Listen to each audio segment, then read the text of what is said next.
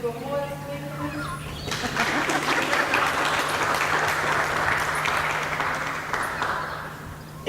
you so much, Kelly. First, I pay my respects to the traditional custodians, the Larrakia, on whose land CDU is built and where we are meeting here today. And I do that as a Gurindji Malyan woman on my dad's side.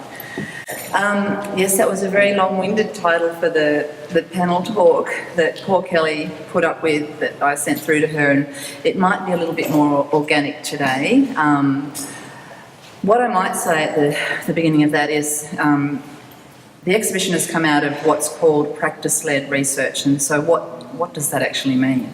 For me, it means the creation of work, the work that you see in the exhibition.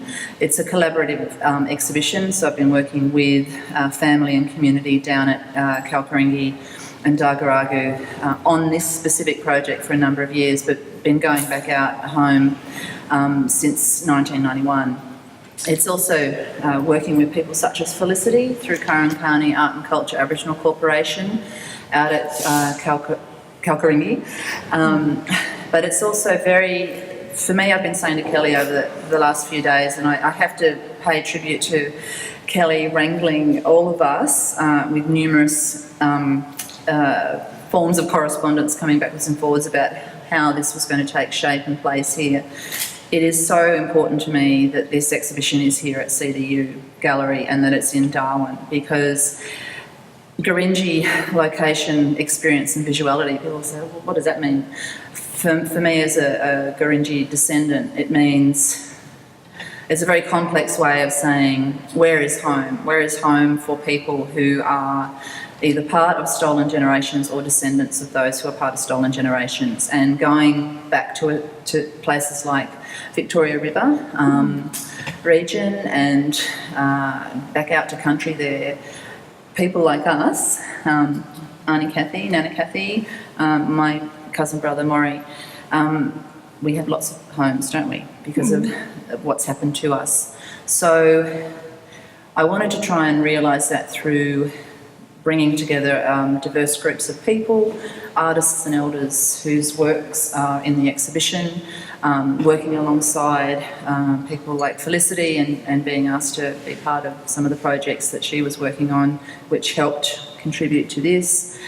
It's also collaboration with people like Maury, Auntie Kathy, Kerry, Brian, through your beautiful dad, people who are no longer with us that I've been lucky enough to interview over the time. So that's the kind of framework for what it is and today, and I guess I'd like to be able to throw it open to people, and what I would like to do as a sign of respect is throw open to Auntie Kathy Mills first, please. Thank you for that honour. But it's very difficult for people like me who you heard all the things I've been involved with over the years. It's very important, though, this exhibition to me is actually going to the root of the problem that we have in Australia. What Aboriginal people have been trying to do for many years is to collaborate and to encourage Australia to be a united nation. You know, we are a united nation in ourselves, but we are not united between ourselves, and especially the Aboriginal people. All I can say today, not all I can say, but I'm saying it's time to say enough's enough. It's time we got down and become positive. We're always telling our bad stories that's happened to us. We want a good story. There's now talk about changing the date of Australia Day, as to commemorate not colonisation but the coming together. People are saying to change the date. I say don't change the date, change the celebration. You know, let it be a reconciliation day. Doesn't matter what you call it, let's get together. And then, because I'm not a person who works in a high position, I do my thing in the community. And I've been working with the community and the Australian community for many, many years. I have a time here set going back that Telstra did some years ago because of the work they have in Aboriginal places and communities and whatever. And it dates right back to 1918. And then, it's a timeline. And Aboriginal people have been at the forefront trying to get this message across that we unite as one. And what I do, why Brenda suggested that I read a poem, because that's the way I express myself. So I'm going to talk about the HEROC hearing, removal of the stolen children, and to say that I'm highly disappointed because the mothers didn't get their day in court. We just went over everything, 54 recommendations, and that just doubled into a few. So this was my poem that I wrote, and I dedicate this to you, Brenda, for the work you've done, bringing our story into focus, So I'm calling this mother's right. Her right to suckle the child she bore, to feed and nourish her like the others before, to grow and to play and to know the earth, the way to realise their country's worth. Language that holds the secrets of life coming from the dream time for the world to survive. Stories through music, two worlds combine. Rites and ceremonies form rituals that bind and caress and nurture their pride. Ignoring those rights of a mother and her child, snatched from her side, her pleas denied, torn and tattered, their life a mess, to endure the torment of being oppressed. The pain and sufferance, a scam, bereft. The call for justice, no cause to reflect. Limitations of time, no time can be set. The fate of the first fleet's arrival honoured, so be it. In the captive's tomb, there will be no rest.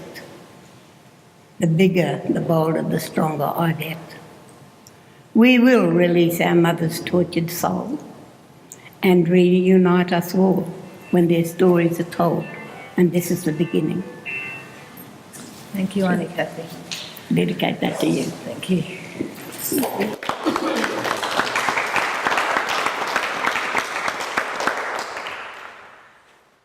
I might throw to Kerry Gibbs, who I've had the joy of getting to know on this project as a dear friend of your dad's and yours and Maury's. And could you give us a little bit of a background on the work that your parents did, working with Brian, and your memory of going down to Victoria River and taking that first lot of supplies down there to Bedford? I have been very lucky in my life to experience probably one of the greatest adventures that any Australian could ever have. The movement of Aboriginal people that have been downtrodden for in excess of 100 years to try and reach what we believe is civilisation. I witnessed at Wave Hill, which was a rich man's station, the dog boxes that people lived in. I also witnessed where my government controlled Aboriginal people at Roper River, a settlement as a young man, the dog boxes, and some of the assumed new houses that they'd made, the people lived in, the work conditions that they were under, the lack of pay. Even if you listen to that piece that I just listened to on Four Corners, quite honestly, the amount of bullshit that the white people have told over the last 100 years is ridiculous. The likes of Japara, Frankie Spry, Rodimus, all of those living in that little white box in the middle of Bagot, unassimilated with their own people, to come to school as yellowfellas or halfies or whatever else, to be treated and downtrodden unless they excelled in sport or something else that was assumed to be perfect for the white society. And then moving from there as I grew older to Retta Dixon Home, which was under the name of Mrs. Rita Dixon, or Miss Rita Dixon. The abuses of both female and male existences in that place, the things that were carried out under the guise of Christianity and saving the black, is absolutely ridiculous. And as Kathy just said, the stolen generation, well, it's still not been finalised. We're a marvellous nation where we can even steal our own in the sense of whites from Britain. We had all of those, but we're more even superb at doing it to Aboriginal people. If you were a white stockman and had a black girlfriend, I would not say wife, because it was against the law in the Northern Territory for a white to cohabit with a native, and you produced a child, that child, possibly straight away, but not long after its birth, was removed from there and taken to a shithole, Croker Island, or any other station that they could store children and keep them away from their parents so that they did not learn their language or any of their rights in society. That's just a bit of digression. I was lucky enough to go on the first trip to Wave Hill with Brian, Dexter and Robert Tutawally. How old were you? 14. I was privileged enough to ask and was told that I had to ask. I asked my parents and they told me that I would have to ask first Brian, then Bobby, then Dexter. They allowed me to go. Mind you, a couple of weeks or months before that, as I said, I'd been out to Roper River when some of the things were going on prior, and my father had just experienced the arc after 1945 of a 303 going straight over the top of his head at Helen Springs, where he went down to pick up the people that came to Wave Hill, where the station manager was not charged and nothing happened. It was just disregarded as, you shouldn't be on the property, get off, you white sympathiser. My Brian Manning was probably the most instigative person towards him and Ted Robinson towards the starting of the Rights Council, because Brian had meetings in Melbourne with, I can't remember his name, some person that had set up the rights movement in Victoria. They then came home and had discussions at our house and at Rapid Creek with, and mind you, they'd also been kicked out of Bagot because they weren't allowed into Bagot because they were just shit-stirring commies. So they formed and allowed to be formed the Aboriginal Rights Council, Rights Council of the Northern Territory. That had a constitution that disallowed whites from taking it over. I think, and I may be wrong, but if you want to check it up, if you go to the University in New South Wales or whatever it's called, my mother and my father have put all the paperwork into there of the first Rights Council, which has got all the stuff. I think it had to be better than 60% were Aboriginal people and descendants. I don't know. Can you remember what your old man told you? Majority. The majority. So that council made the rules as to where we went, whatever. When the strike at Helen Springs was near broken, which was the first one before, by the way, these are Gurindji Mutpra people too, when their strike was near broken by being starved out, Billy Bunter sent a letter via the grapevine that came through eventually to the Rights Council. Everybody states that it actually went to Paddy Carroll. I think Brian's father was responsible for taking it to Paddy Carroll, because I think it came to the Rights Council in the beginning, because they were the only, because Dexter had been down a couple of weeks beforehand to discuss wages. So Billy sent it through to there.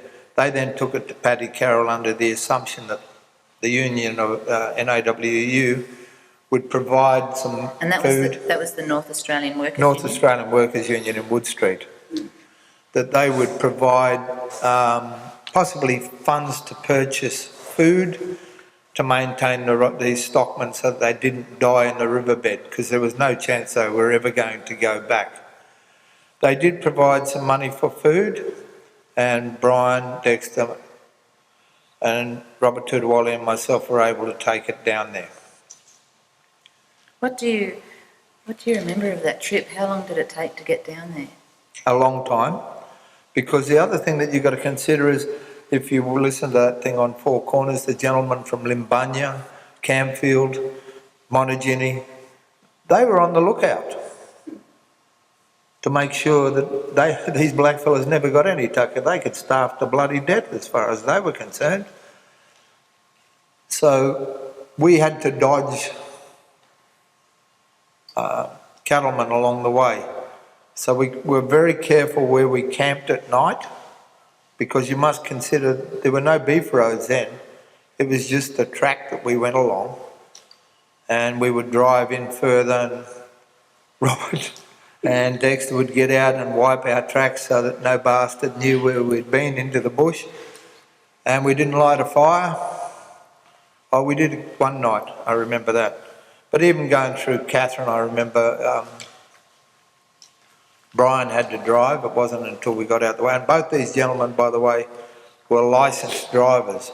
Robert Tudawali and Dexter Daniels both had driver's licenses, but it was not a practical idea to have them driving Brian's truck, because we left ourselves open to the coppers coming. And the harassment of the coppers was quite common, as to say that when I was a young fellow, as I say, and I went to Roper River, the native branch, I can't remember what it was, Mr. Milliken, I should ask him, Aboriginal branch of the Northern Territory, they rang the coppers that were at Roper River to come and get me and take me out of Roper. But luckily enough for me, a couple of Aboriginal people that are now passed, I won't mention their names, one was the Black Doctor and his brother, took me down to Yellow Water so that they couldn't find me, because it was against the law for me to even be there. I had no permit as a 14-year-old boy. I was only 13 then, taking photographs of Aboriginal camps, just not the done thing. Those photographs, by the way, were produced and sent to the Tribune, which was a Commo newspaper. Are they still? Do they have copies? Do you know? Yes, they would still have them. If not, they're in the George Gibbs Memorial in, I think, New South Wales Uni. I don't know what it is. Yeah, they're all in there. But those are my memories. My association with Aboriginal people has been since the day I was born. I can't think of any more disgusting point in my life than seeing when the intervention arrived in Oampelli, where I'd lived prior to that, and the things that they did, took away the rights. So we still do it, less than 30 years ago. The oppression is still happening. We just choose to close our eyes. The children are still being grabbed. The children are still being put in jail. Nothing has changed in my life, and I'm 65 years of age. I don't think anything's changed. It's all very well for all of us to gather here and discuss it. But unless we get off our asses and tell them, you know, that fine man in Queensland said one time, the biggest problem with blackfellas is they won't get off their ass and work or help. It's not only blackfellas, we're all one country, we assume, Australia. So we need to try and help. I'm going to go to Brian Junior. Is it better to say Brian Junior? No, don't, please. Your father was much loved and respected by so many people, and You got a blackfella name too, you know. and stayed true to his principles. I only got to meet him in the last years of his life, but what do you want to share with us about? Gee, what do I say? I know it's because he worked with so many Going different to people. Bulla. But Tell to them about going keep to Bulla. it to something that's relating to here, I just really feel I want to. Tell them about I going guess to Bulla. you have to understand, my father was born, post-depression in country Queensland. He was the eldest son of a sharecropper, born into poverty, and so straight off the bat, his worldly experience as a young person was very similar to the Aboriginal people of his district. Of that, I think that's called the Burnett district in Queensland. So, he relates stories to me of, when they were hungry in those early years before the war, that the Aboriginal families that lived in that Burnett, on that side of the tracks where they lived, so to speak, would they'd be poor as well, but they'd open their house and they'd share whatever little supplies they would have, and it became a two-way street. So I think from an early age he had an affinity with people that, through no fault of their own, had been dealt a rough deal in life. And so I guess from an early age he understood that what the concept of social justice and what that meant in this country. And so he ventured up into the Northern Territory in 1956 and came here ostensibly to, I think, escape like some people do. Maybe a failed relationship, but he came here and immediately fell in love with the place. But off the bat, recognised that there was an injustice here, that he's, born in 1970 in Darwin, I grew up in a different Darwin than he experienced when he came here in 1956. There was segregation, like apartheid, and most of the people of my generation wouldn't believe that because we didn't grow up in that sort of environment.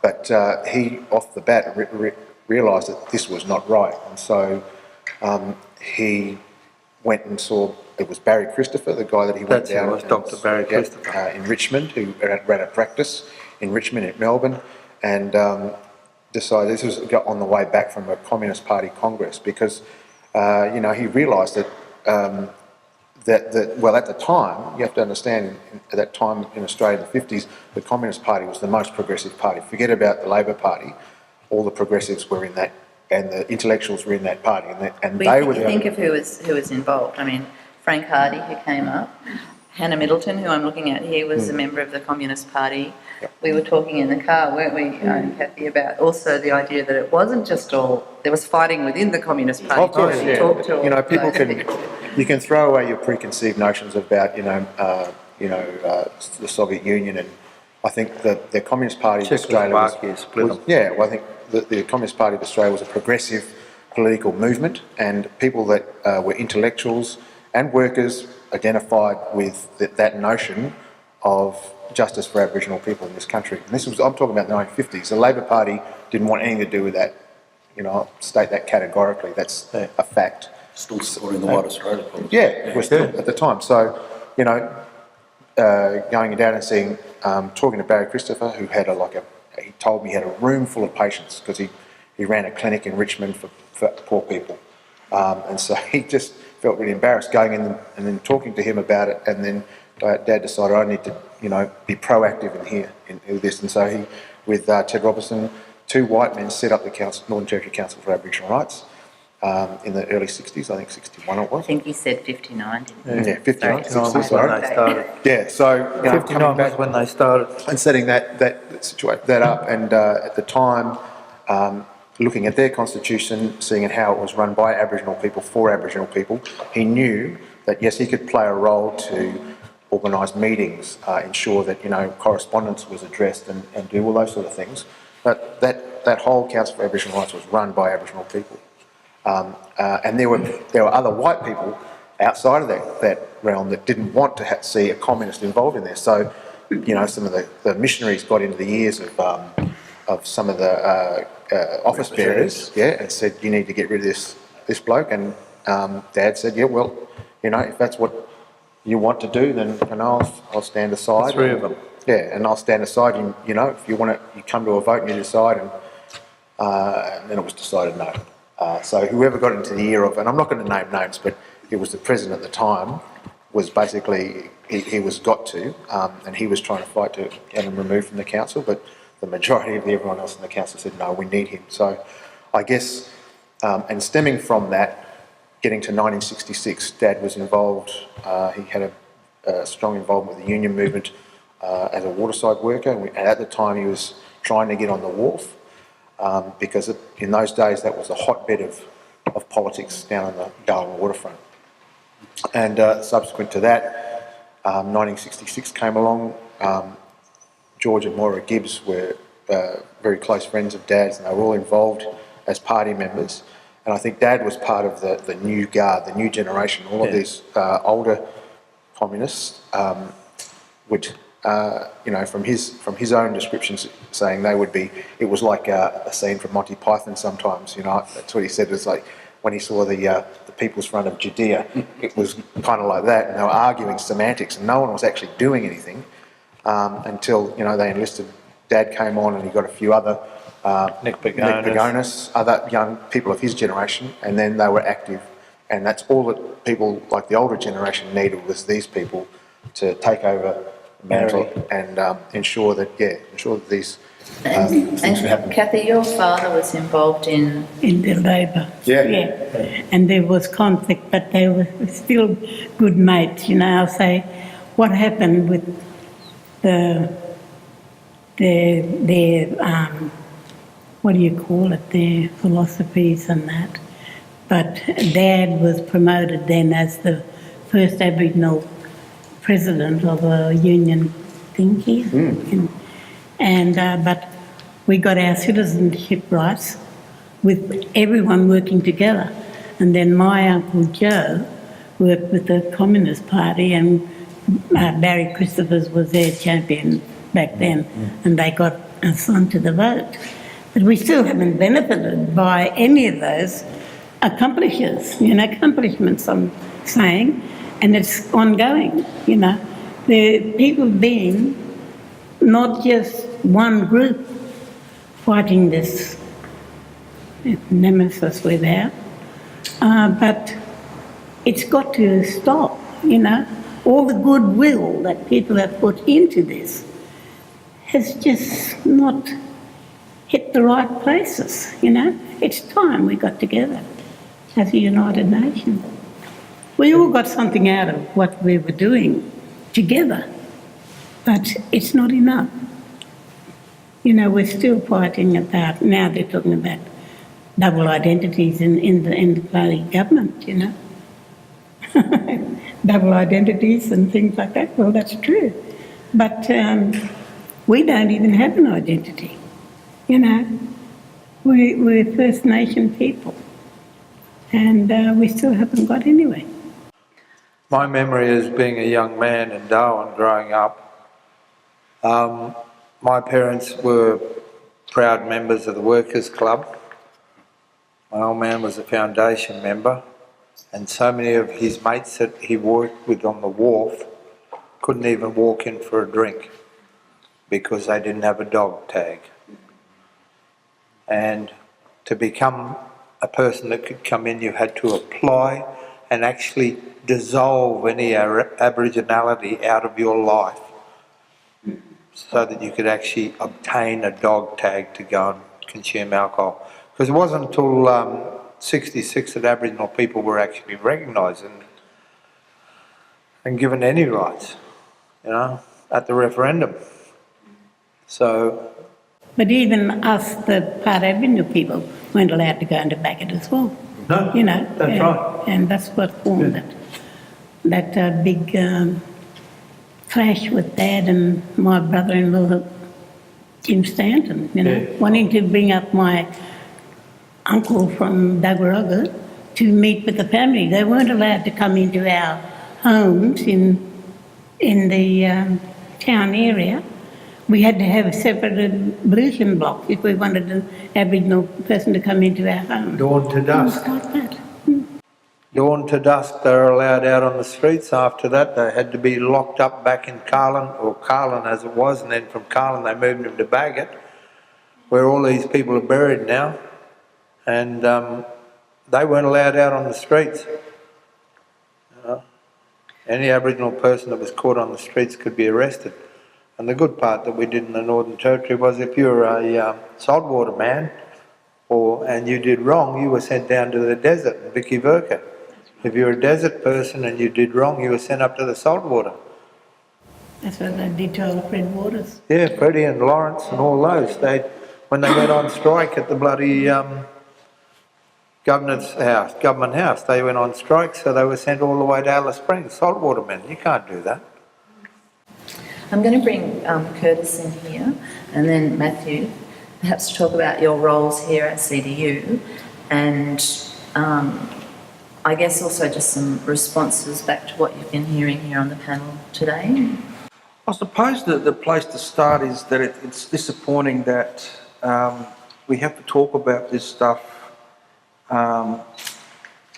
at this point in history when we should all understand all this stuff and we should all be across it. I don't see reconciliation as an Indigenous problem. It's got nothing, you know, Indigenous people have got nothing to reconcile about. I don't believe that they did anything wrong.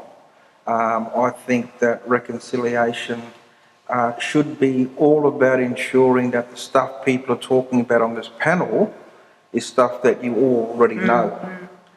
So it's really disappointing, and if you have a look around the room here, you see lots of different things, you know, you see lots of different things about how fantastic Aboriginal people were in the workplace, and how they wore that as a part of their identity.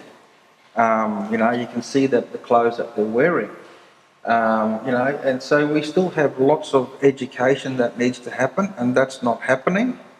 I think that should be the focus of reconciliation. I think there is so much that we don't know. I think we still see indigeneity and Indigenous disadvantage through the lens of colonisation. And I see that in the most disappointing of places. You know, when we talk about assimilation, we're talking about genocide. So why do we call it assimilation? Why don't we just call it genocide? That was an intentional attempt to destroy people's culture, to take people away from their families, and we need to understand how, who that impacted on the most. We need to understand the causes of Indigenous disadvantage, and not skip over them, because I think we don't really understand the causes of Indigenous disadvantage. I really think we don't.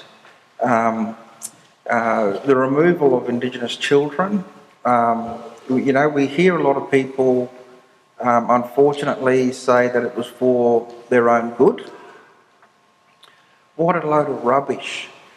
Well, we're still hearing that, aren't we? Yes, we are, and we hear it from people who think they know what they're talking about.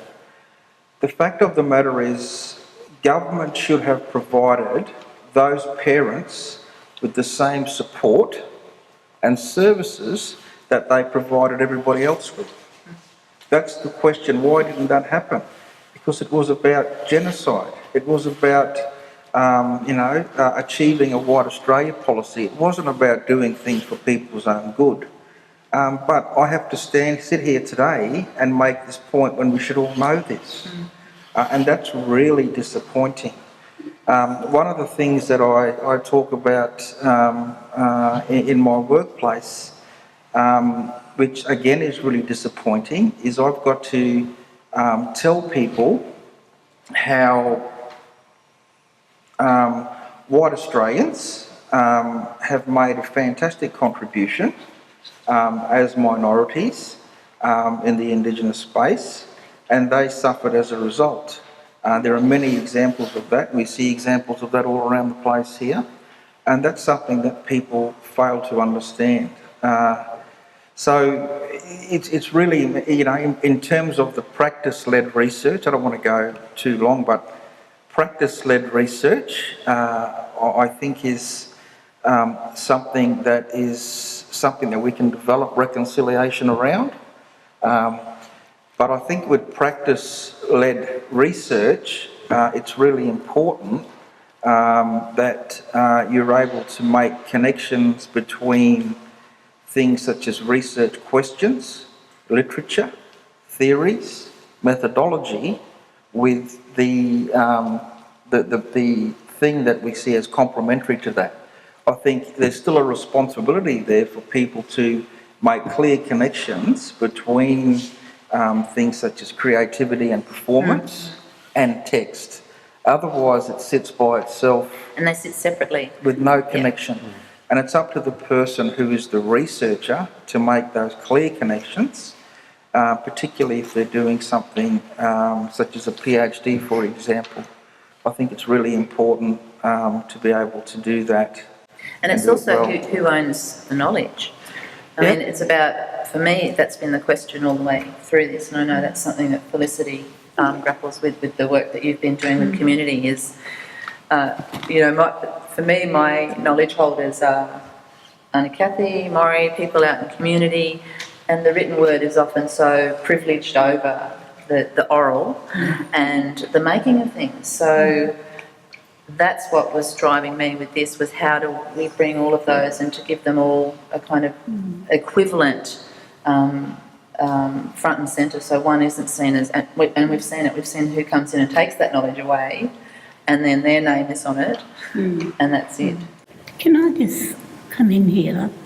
When we challenged for the land claim, Finnish River land claim, what was our biggest problem that we had to face was that we couldn't provide any documented evidence. And yet they were illiterate to our literacy. And we were reading from our literacy what we were putting up to their defence. But because they couldn't see it, they couldn't read it, it wasn't in cuneiform form, they couldn't understand it, they just said we had no written documentation or evidence. We battled that one. I mean, we won our case, but, they want to be able to read something and work it out. And we can. We know the land so well. We know what is happening. Can I just read another statement here? It's from Xavier Herbert. It was to the family. He came up and supported us. Now, he was a little bit part of your way too. But he supported us right through. Because when he got sacked from the Cullen compound for, helping the Aboriginal people. He was a chief protector, wasn't he? Yeah. Okay, yeah. They sacked him. And he went out onto country with the Cornican people. My Uncle Joe and my dad and everyone took him out. And when we fought for our land claim, he came back to support us. And he made this statement in Canberra, and it's well known, and I have it here, but this is our personal family one. It's with his signature. Until we give back to the black man just a bit of the land that was his, and give it without provisos, without strings to snatch it back, without anything but complete generosity of spirit in concession for the evil we have done him, until we do that, we shall remain what we have always been so far, a people without integrity, not a nation, but a community of thieves. And that's a quotation from Xavier, and it's signed by him. Felicity, can I bring you in now to talk about the work you've done with, for many years, with community and also with other people who've been recording oral stories and histories throughout the country? Yeah, so actually to bring back to a point that you were just making, I think there's a lot in the structure of universities and academies that actually makes collaborative projects like this quite difficult.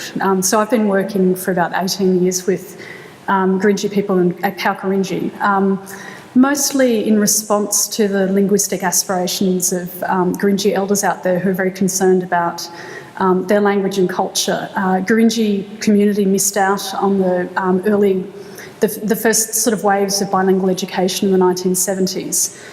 So they've only sporadically had Gurindji programs in the school and have been very concerned about passing on knowledge and culture to their children. And not only that, it's not just about the linguistic aspirations, but the content of the stories that they tell. So we've been running a number of projects with Brenda through Karankani Arts, with Erica Troller, another linguist, trying to document, for instance, the history of Gurindji country, a lot of the dreamings, which are not stories that will ever be published, those are for families themselves, but the histories we've been documenting, and those came out in the last few years in a book called Gurindji True Stories from Gurindji Country. And a lot of these collaborations are actually quite straightforward in the community. Where we hit roadblocks are actually with universities and with the academy with which many of us are embedded in. So some of us around the table. So for instance, authorship is a real problem within the academy and when you're within arts and humanities in particular. Sole authored books, perhaps co-authored books are okay, but you don't tend to co-author books with people that you're working with. So this means that there's a real imbalance then between Indigenous and non-Indigenous people with books. Copyright is something that we have to fight. Intellectual property. That's right.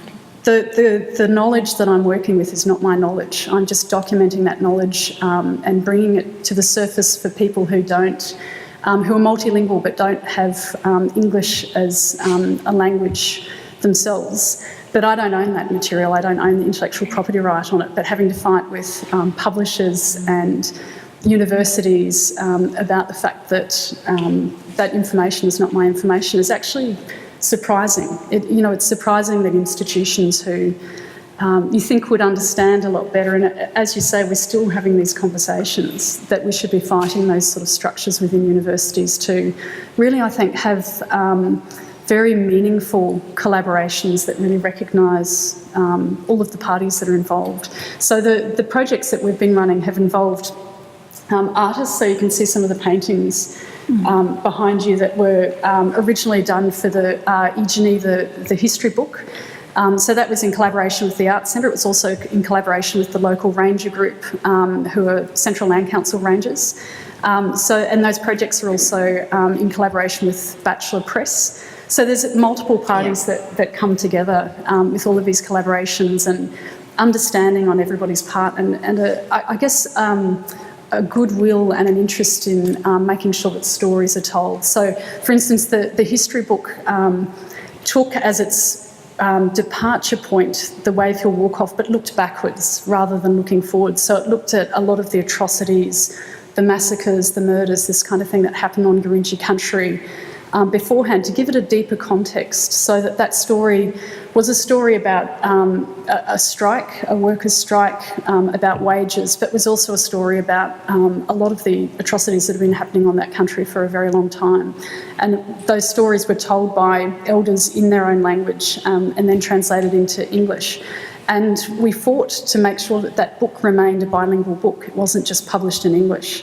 And in order to do so, we had to halve the book. So the other half of the stories ended up in another book because publishers also have restrictions. Mm-hmm. So there's a lot of restrictions around, which means that you can't entirely run projects the way that communities want to run projects. And we have to fight a lot with established institutions like universities and publishing houses to really make sure that everybody is honoured and everybody's information and intellectual property is honoured through all these sort of collaborations.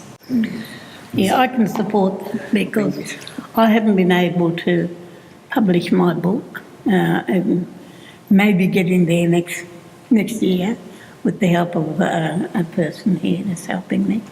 But when I put it to the funding bodies to get funded to do it, they wanted to know what commercial value it held. And I said, it hasn't got a commercial value.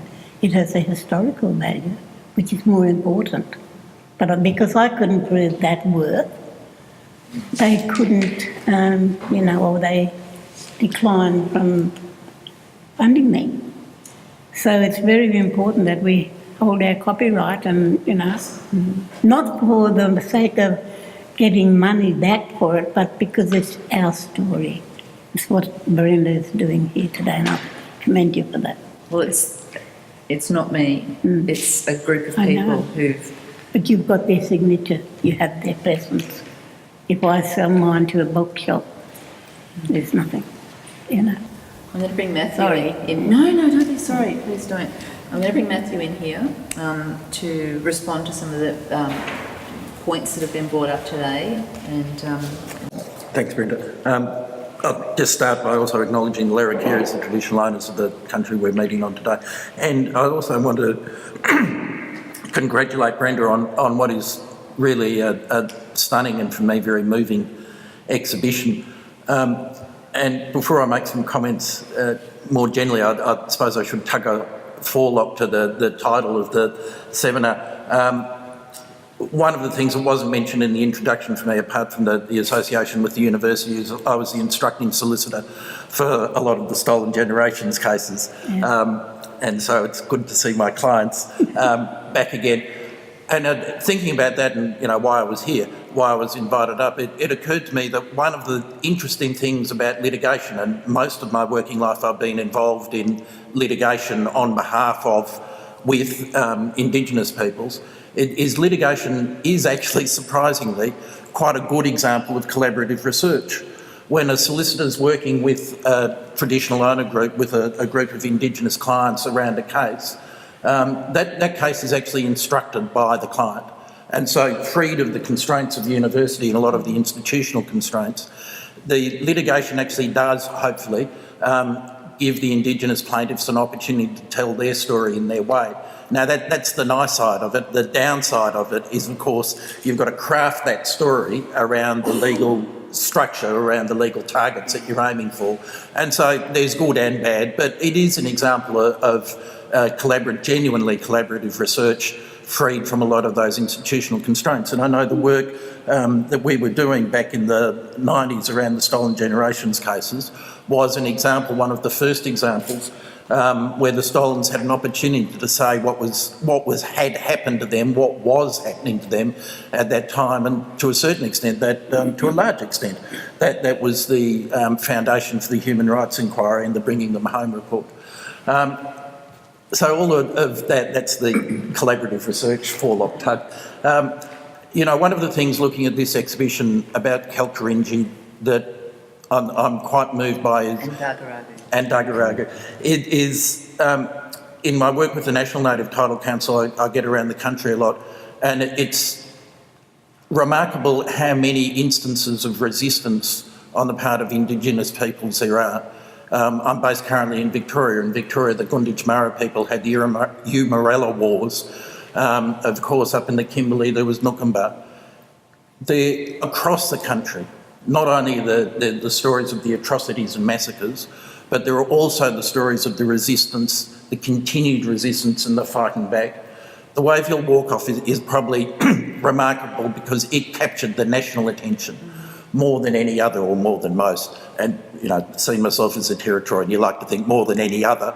And so it's remarkable in that extent. It is a story of resistance, of fighting back. But, you take that a little bit further, and that's fighting back against what is a violent act of dispossession and, frankly, an act of hostility. If we think about, and I want to take up a point Curtis was mentioning, you think about the history of the stolen generations. When we lost the first constitutional case, Kruger and Bray and the Commonwealth, the argument there had been there was an implied constitutional prohibition against genocide. And most of the court said, oh, well, we don't need to decide that point because it wasn't genocide. It might have gone badly, but it was well-intentioned. One of the justices said, well, there is no constitutional prohibition against genocide anyway. And after that, I wrote an article, Does Genocide Require Malice? And it went to the very point that what happened, the story of the stolen generations, really just as one aspect of the story of white dispossession in this country, is a story of genocide. And so in 2007, when Rudd said his apology, and I know many of the clients thought that was good and about time, and I'm not disagreeing with that, but to me it was lacking because it was an apology that suggested this was just an institutional wrong in the nature of the institutional wrongs that Morrison apologised for recently. But it was much more than that. I mean, the history of the stolen generations, the taking away, was an orchestrated state act to culturally wipe out a people. And that is and always has been genocide. And, you know, the littleness of the country that Art was talking about in Xavier Herbert's is because we still cannot say those words. That, you know, white people came here and attempted to perpetrate an act of genocide. And every time we get close, look at the national discourse now. If there's a talk about cultural recognition, there's still the pushback. If even in the land rights that I still work for, there's always a resistance to land rights. I did a paper recently at a conference suggesting that the government in the Northern Territory should hand over the title of lessor of past releases to Indigenous people. And the outrage from the Cattlemen's Association was just not palpable, it was very vocal. You know, there's still that resistance and there's still the refusal to recognise the reality of the history. And to me, this is what makes this exhibition so poignant in that it does recognise that. Well, it's also not about what's in the past, it's what's in the here and now. Yeah. And for me, as someone going out to Wave Hill and going past the new station owners, they're just the contemporary vesties. Yep. And it's home support. It's Gina Reinhardt. It's the Packer family. How has any of that changed? And it permeates right throughout Australian society. I was senior curator of Aboriginal and Torres Strait Islander art at the National Gallery for many years, and there was and I'd left quite a long time ago, there was an exhibition on recently, Cartier, you know, this fabulous jewels, and people were like weeing their pants about going to see what are trophies of empire. And then here, the insult to injury was I'm reading through the Canberra Times, and they had objects that were on loan from the Lord Vestey that had come down to him from his I didn't even know, his grandmother or his great-grandmother was Nellie Melba, and these were her jewels that were still part. I just thought, I'm in 2018 and this is still happening, you know, so we're not questioning those things, and you feel like you're howling into the wind sometimes. I'm sure other people feel like that when we have our long road trips talking about how little changes, you know. And just around that time was an exhibition of artefacts that came from the British Museum and were taken back to the British Museum. National Museum of Australia, And so it's like to entice you, place it in front of you, and then we've got to take it back again. And sometimes all of this happens within the same institution. There's been an exhibition on at Queensland Art Gallery of sketch stockman's faces. And within that institution, they're also selling Ijini true stories from Gurindji country. There are 4 faces in that exhibition who were men who murdered Gurindji people on stations, Limbanya Station, Wave Hill Station. All of that information is sitting there in one institution, one art gallery. Does it say nobody's... that on No, it's not acknowledged at all. This is my point, that nobody's connecting the dots. Yeah. Instead, we just have a lovely exhibition of, you know, sketches of stockmen's faces, and then we've got the information about who those men really were, and nobody sort of connects the dots, and that's all under one roof. The Rights Council attempted to in 1967. The Rights Council attempted to have one of those stockmen put through the courts. If you can find records of it, you'd be a very lucky young lady, because there are none. And it's the one that you were talking about at Limbanya. But see, we can name people who actually took people out and shot them, and just said, oh, the bullet ricocheted and hit the poor old black, you know. but it was an accident, but it was purpose. We all knew those people, but it never went anywhere. Well, for some, you know? in the book that, you know, dealing with people in your own family who are complicit, your ancestors who are complicit in that, from that side, and that's the hard thing. You're a descendant of people who perpetrated those And they were acts. well known, and they were, in a sense, had some power, because you've got to be scared of him, he'll knock you off, you know, if you ran the wrong place at the wrong time. I'm going to bring Laurie in here because I know that we're running over a little bit and I know you've got to run away. So if Brian gets up and sneaks away, he's got to get back to it. Thank you so much, Brian. Can you put your hands together for Brian?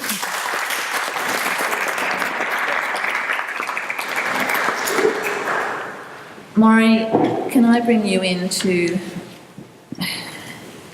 maybe not the final word, but to,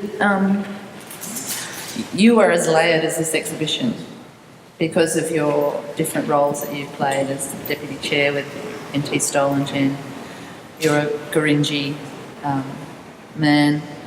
Yeah, you know, all of these things. You've been working in the education department, you've been involved in politics. Still am. Yeah, Always will be. it's great to see the panel here.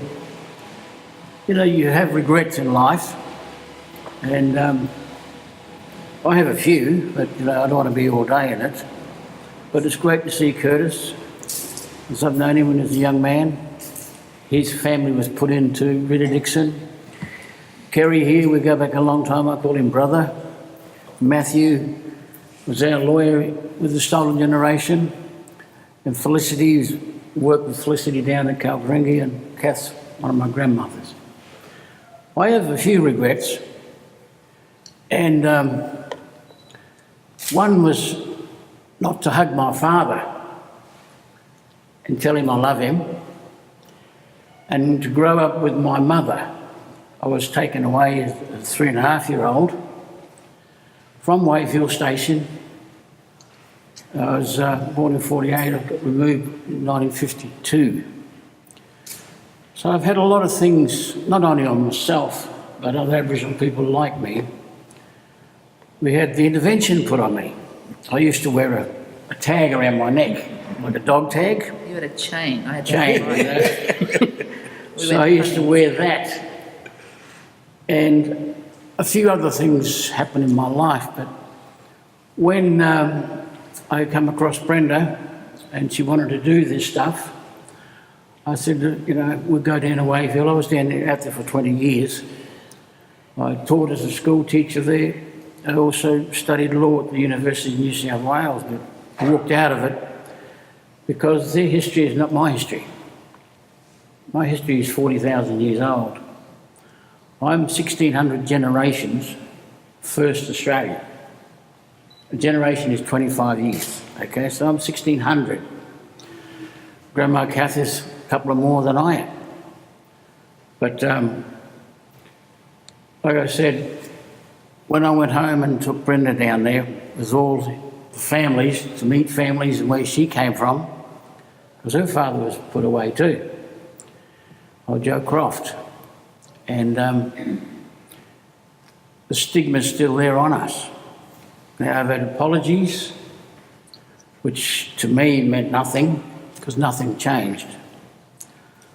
Kevin Rudd, fair enough, he got up and said it on behalf of all of Australia, bipartisan in Parliament House, but nothing changed. Matthew's worked with us with the Stolen Generation, and I think he aged a bit too, because hearing the stories of all these people and the emotion and shock and what Curtis said about genocide. It was genocide. How do you kill a race of people? This is what happened to us. This country's been in denial for over 200 years. My family that walked off Wayfield Station, they walked off into history. I was in the army at that time when I came to Darwin, and I ran into 3 old blokes. Vincent Lingiari, who I called grandfather, Hoppy Mick, He fell off a horse and broke his back. And Donald, another father I call uncle too, they met me here in town, Raintree Park, when there used to be the old hotel there. And these people, I didn't have a chip on my shoulder. I had a great big log in the forest for what had happened to me. And if you recall this time of Vietnam, I wasn't going over there. There was another bloke I admired, Muhammad Ali. He said, no, he's got no argument with the Viet Cong, nor did I. But I had arguments with the station owners. And an 18-year-old full of hate met these three people. And they turned me right around. They had an aura around them. When you see people, some people are just great people. These people are gentle, absolutely gentle. Me, I'm the other side. That's part of the Irish in me. But my father was gentle also, but I don't know what happened to me. But it was great when Brenda decided to do this. We did the 45th anniversary at Wayfield to walk off. There was Paul Kelly, Kev Carmody, all in there, ministers. And it was great watching these old people talk about their lives. And, you know, they weren't angry. That's what I couldn't get over. I would have given you a slap. But they didn't. They were gentle people. And today, a lot of these stories, like Curtis said, needs to be told in the schools, the universities, everywhere, that this did happen. But Australia, to me, is in a state of denial. Has been for 200 years. And the people to blame are those people that have been voted into federal parliament. I can't stand any of them. But this here, if you get a chance to sit down and listen to the voice of these people and look at these paintings, everything's a story, right? Everything's a story. But coming back as a young man back to Gurindji, my father died down in Alice Springs. My mother was still alive. But the rest of my family, because the missionaries on Croker Island and to Adelaide, when I went to Adelaide to an orphanage, they were told that I was dead.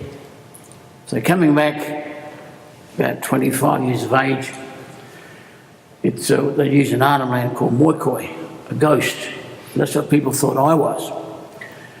So what happened, I had to come back and find out where I fitted into the tribe. And normally when you're a young child, or a young boy or girl, you go through law. I did at 25 with old Billy Bunter. And I was at Lajmani sitting down with people. This is where you fit in. Your name is Morris Ryan. I said, oh, well, I'll change across the sea out called Morrie.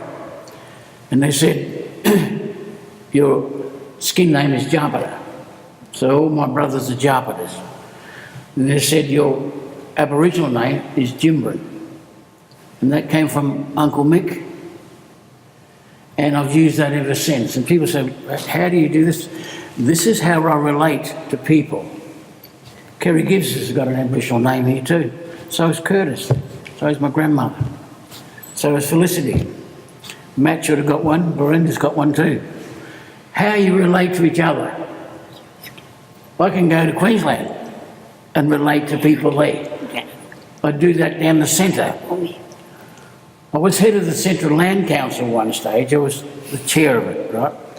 Big arguments with governments all the time, because that's what I'm, an activist and a shit stirrer, and I put claim on that. But this has opened my eyes up, and I talk about this, but, you know, this has to be told, the history of this. If you ever get a chance to go to Wayfield, have a look, take your time. Have a look at how my people lived, you know, and they still live that way. The cost of food is 200% markup, and we're only on the pensions. there's no industry. We are the Because the cattle industry has taken off. We are the industry. That's what Australia, lives on the not the sheep's back, the black's back.